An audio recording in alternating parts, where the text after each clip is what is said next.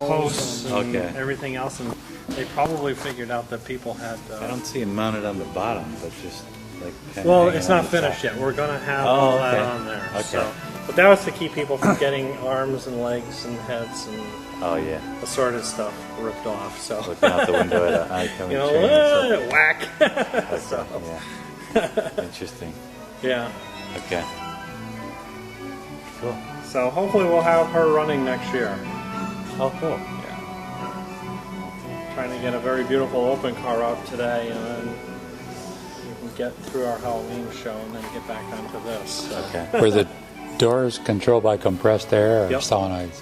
And the Compressed air. rack under there? Yeah, And the rack underneath there? The step is. the step will come For up the with step. that as well. Yeah. You'll see that if you get a chance to run. Are they running our 2600. 2600, which does the same thing effectively?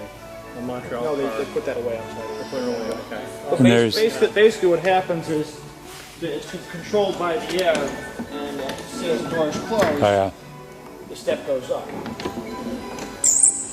And there are a series of something underneath there in the middle by that box. Resistance grids.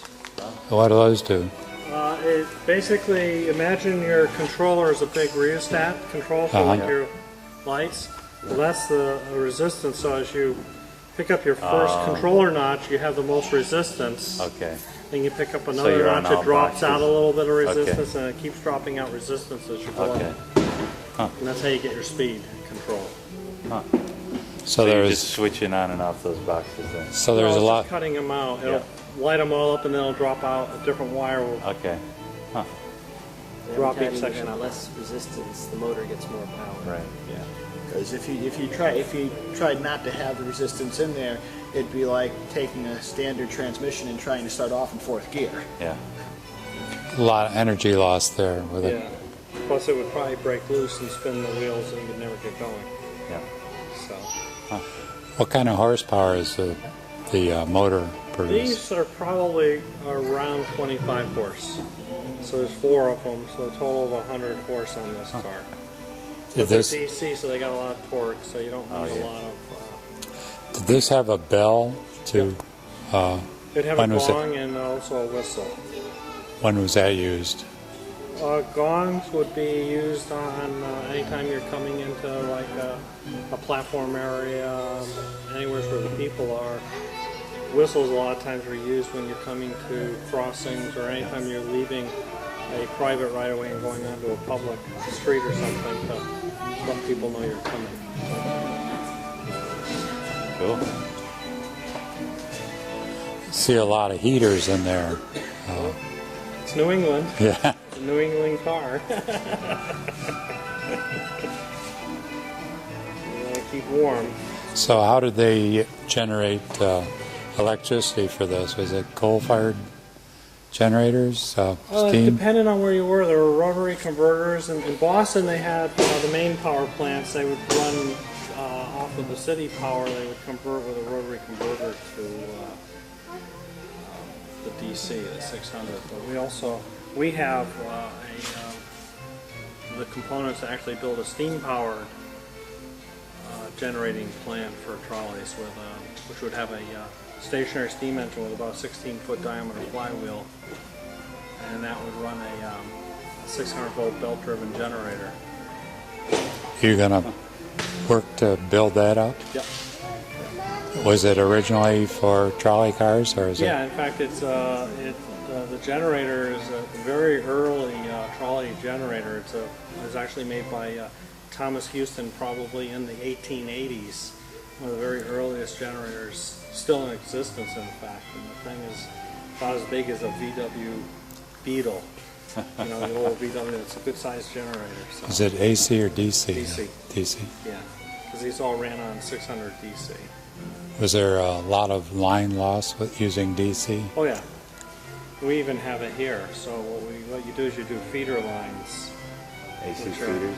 Well, DC, but you put an oversized Okay. cable up, so you get less line loss, and then you tap off of that Okay.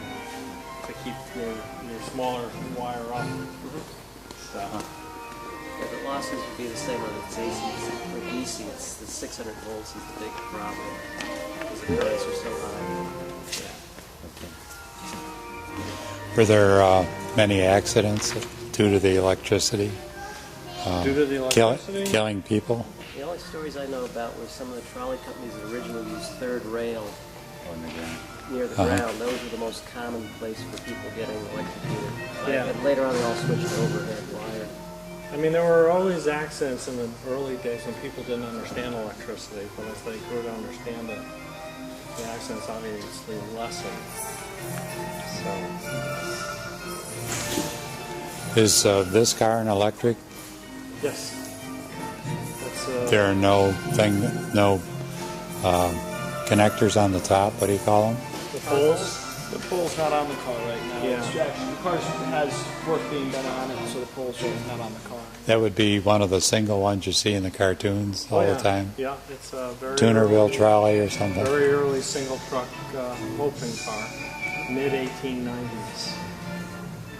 No air, it's all handbrake and She's a cutie. It's what? A cutie. There's only Yeah. that I know of. There are only 3 American-built, American-operated single truck opens left in the world. Oh yeah. In the United States, even there's only 3. There are other single truck opens that ran in other parts of the world, but there are only 3 American-made, American-run ones, and this is one of the 3. Where did that operate? It started in Lynchburg, Virginia, and then it went to Wildwood, New Jersey, and ran on the shoreline for many years, up until the point which we got it. Oh yeah. Yeah, in the 1950s, I think it went out of business. Wow. So And the one at Lake Compost is, are you guys familiar with that one? that's a double truck open Connecticut company car. Okay. Yeah. Yeah, we have a couple Connecticut company opens as well. We have a couple Brazilian opens, and we have this little open. So, plus the Montreal observation car, which is it's an observation car, not an open car, I guess. So, That's the sleigh ride Yeah. down here? Yeah. Stadium car. yeah, the stadium. Kind of cool. Yeah. So, here, this car here, I think we Yeah, have quite a bit of it's well, documentation on yeah. that car. So, This is a real car though, isn't it? No. Or is it a it's a commuter? private interurban car. Oh really? Yeah. It's probably just about the largest, I know it's the largest wooden private interurban still in existence.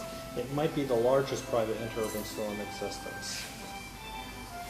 Built in 1909 and ran in Ohio for the Northern Ohio Traction and Light Company. And it was used there for quite a few years, and then it, Was that like VIPs you were? yeah, the president's car, the president of the Lions car. He and Ford would go out, and they had an expensive system around Ohio. And they used to go out and travel the line to inspect it, and see how their operation was running and everything. So, And part of that Ohio Light was not unusual. A lot of early trolley companies generated extra revenue by providing electricity for lighting for local communities. yeah. We did that. A lot of the early amusement parks were trolley company operated. so there's a lot of similarities between the early ride controls and the early traction motors on cars, as well as a lot of similarities between the early movie projector motors.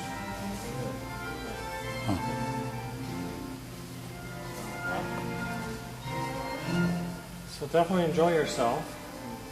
Yeah. Maybe you'll get a chance if we can get it finished. This soon we'll have another car going in operation for that. Yeah. So you guys get to work on that then. Try. Good. Thanks for the talk. Have a great day.